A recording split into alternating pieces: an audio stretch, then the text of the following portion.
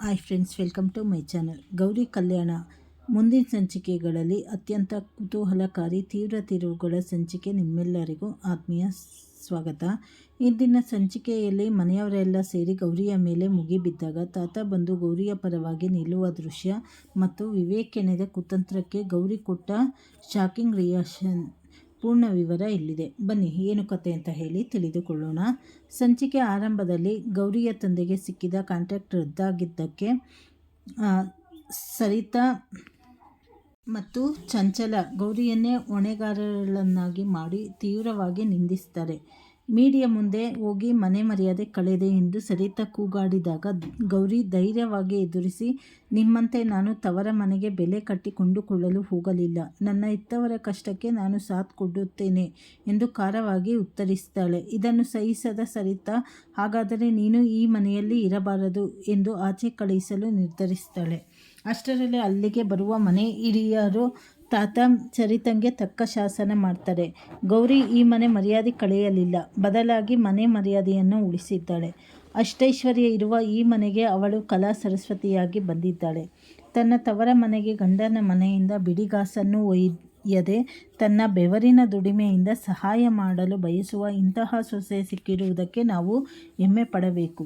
ಗೌರಿ ತನ್ನ ತವರು ಮನೆಗೆ ಹೋಗಿ ಕೆಲಸ ಮಾಡಲು ಈ ಮನೆಯ ಹಿರಿಯನಾಗಿ ನಾನು ಸಂಪೂರ್ಣ ಸ್ವಾತಂತ್ರ್ಯ ನೀಡ್ತೇನೆ ಎಂದು ತೀರ್ಪು ನೀಡ್ತಾರೆ.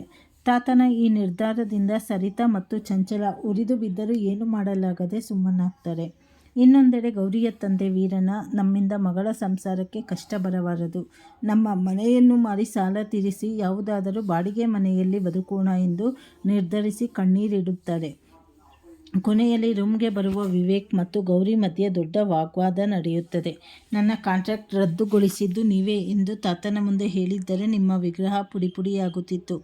ಆದರೆ ಗಂಡ ಮುಂದೆ ಯಾರು ಮುಂದೆಯೂ ತಲೆ ತಗ್ಗಿಸುವುದು ನನಗೆ ಇಷ್ಟ ಇಲ್ಲ.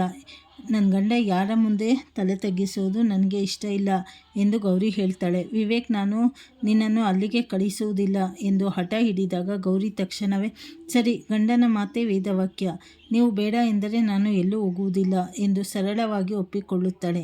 ಗೌರಿಯ ಈ ಹಠಾತ್ ಸೈಲೆಂಟ್ ನಡೆ ನೋಡಿ ವಿವೇಕ್ ಶಾಕ್ ಆಗಿ, ಈ ಈಗೋ ಕ್ವೀನು ಇಷ್ಟು ಬೇಗ ಹೇಗೆ ಒಪ್ಪಿಕೊಂಡಳು, ಇವಳ ಕ್ರಿಮಿನಲ್ ಬ್ರೈನ್ನಲ್ಲಿ ಹೊಸ ಸ್ಕೀಮ್ ಇರಬೇಕು ಎಂದು ಗೊಂದಲಕ್ಕೊಳಗಾಗುತ್ತಾನೆ.